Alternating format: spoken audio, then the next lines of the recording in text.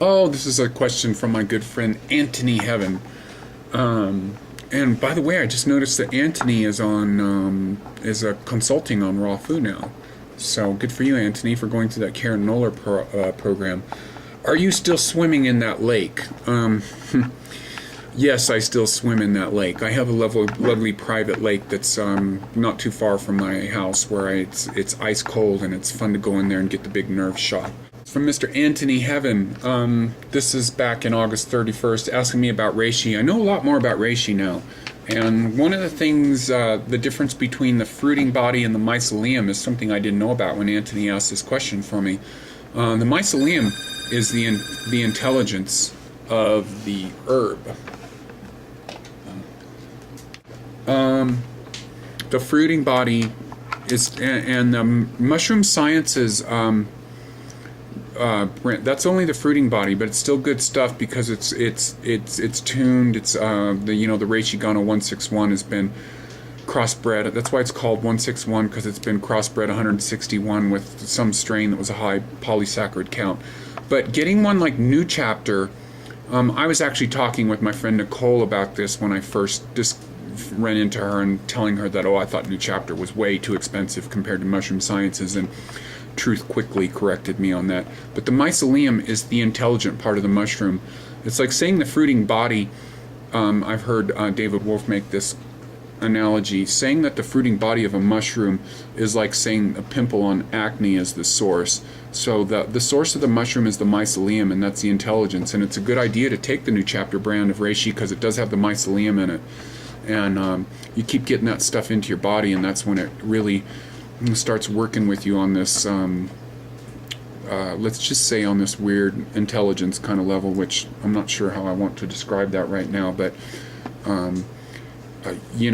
that's something I'm going to start getting into. When I say I'm not putting my nose in books, and I'm practicing scales and learning doing my musical thing and studying books less often, I am going to start reading Paul Stamets books.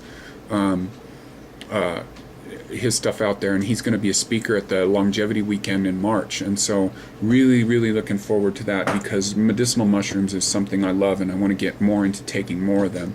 Anthony also asked me about putting reishi into a smoothie.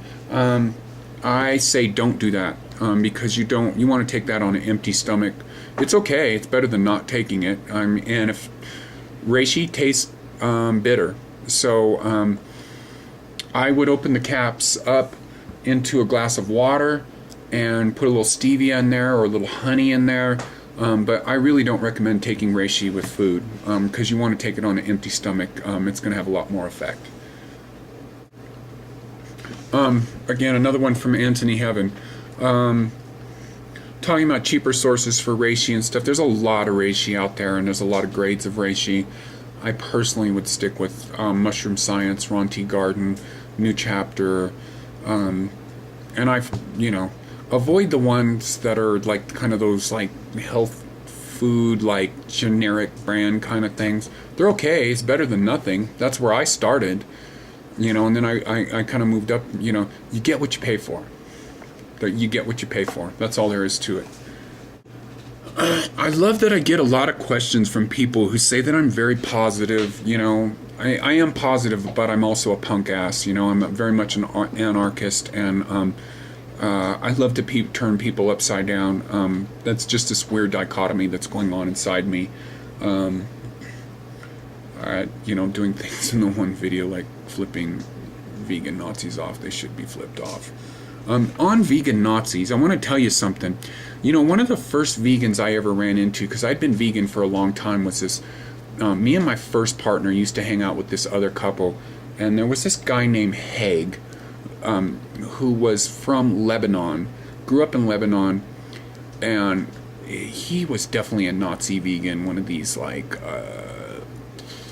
PETA, which I'm all for that, all that PETA kind of stuff, but my opinion was that this guy was brought up, was a very angry person, and I felt like he expressed his anger through like he expressed his anger through veganism and being like a fascist, being really rigid and being pissed off at everybody else. And I've been around that a lot, and I've never liked being around that.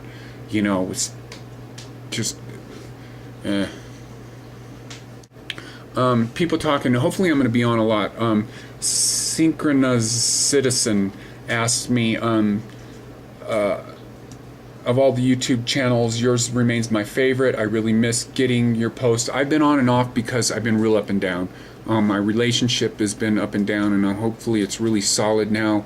I have a very yin and yang thing going on with my relationship with my partner. He's not a raw foodist at all. He's a complete starchaholic, as well as, you know, and I think it takes a long time to realize a true yin and yang combination, because I think that a lot of us are very sort of self-centered, and I think we want somebody to be exactly like us. And just a good example is, you all have heard some of the music I listen to here, and I don't like being around music that I don't like. And my partner has a little bit of a love of hip hop, which just makes me fucking throw up. You know, and so a lot of that stuff just rubs me wrong. But I think, you know, if you have a spark with somebody or a seed with somebody that's really amazing, I think you need to remember that and work through some of the stuff, you know. So I've been part of my real erratic behavior with having posts and stuff like that has been when I'm kind of depressed about my relationship. I'm really only creatively productive when I'm happy. A lot of people are very creatively productive when they're sad. I'm not one of them. Hi, Live Rockstar. This is from Blueberry and Cacao. Have you heard of Sandor Katz? No, I haven't. He wrote Wild Fermentation, which I have heard of, so I just didn't know the name of the author. He had AIDS for a full year. He ferments everything. I'm very into fermented food. I'm very into the Body Ecology diet, which has a lot to do with fermented food. I've always been into fermented food. I ate, you know, in my early years when I was into the survival in the 21st century, I took a lot of Rejuvelac. Now I culture veggies all the time. I use Donna Gates' Body Ecology diet starter pack for the veggies. I keep that going all the time. I always have. In fact, when I hung out with Truth, I found out that he eats most of the solid food he eats, besides the chicken tartare thing that I mentioned, is mostly cultured veggies. So, anyways, yeah, fermented food's great. Okay, here's, I watched your video about ending coffee habit I've ended my coffee habit a freaking million times, and I've beaten HIV, and I had coffee this morning. So, coffee is demineralizing. Have you had your mineral levels checked again? No, I'm not really, I had that checked with iridology, and I know I'm pumping it up because, again, I'm following the Truth Calkins Ramadol thing, which is very much into the mineralization, so I'm not too worried about that. Still want to eliminate the coffee from my diet, but I don't. What a thing I'm into now is not creating this duality in your life, where you make yourself do something, but you really don't want to do it.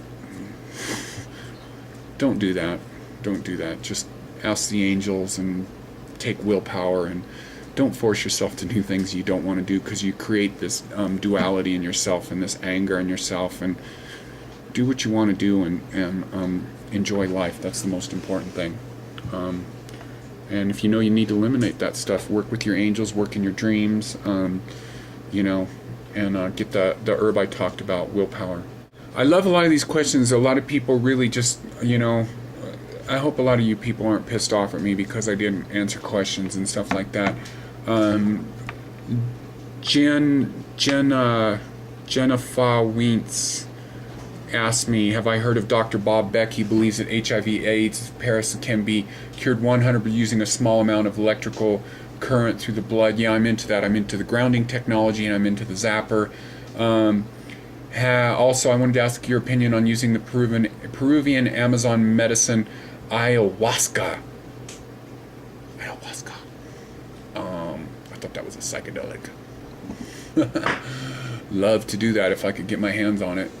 Anyways, no, I've never done ayahuasca, and I know about it, though. I didn't know that you could. I guess that's working more mentally or something like that.